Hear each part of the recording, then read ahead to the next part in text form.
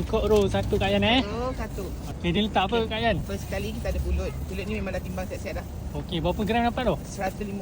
150. Memang kenyang. Banyak lah tu. Ya, kenyang. Bila banyak-banyak dia besar Besar. Ayam je? Ayam ni, ayam je. Tu sekarang ayam. InsyaAllah Ayam. soon kita akan adakan daging yang ni. Ayam ni dah marinate satu malam tau. Yo. So memang terasa sampai kat isi lah. Masya Allah. Bagi ayam banyak kita bagi. Bawang goreng crunchy. Crunchy. Penuh Kak Yan Penuh. Bagi kenyang. Tadi nampak sikit je. Terus membukit lah.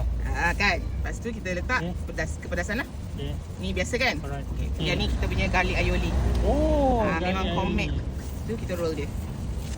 Roll dia macam apa? Macam sushi ke? Dia nampak macam sushi kimbap macam tu. Okey. So kita roll gunakan ni lah.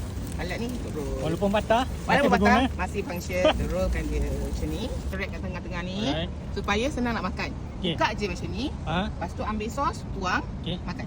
Alright. Kalau macam ni berapa Kak Yan? Macam ni RM8 je. RM8. Kat mana dah dapat Kak Yan? Sungai Buloh berhadapan dengan Eco Shop. Operasi 2 petang sama ada awal sikit ataupun lambat sikit. Sampailah sold out. Hari cuti? Hari cuti Isnin sahaja. Isnin saja. Isnin cuti, hari lain insyaAllah selagi sihat kita akan buka. Alright.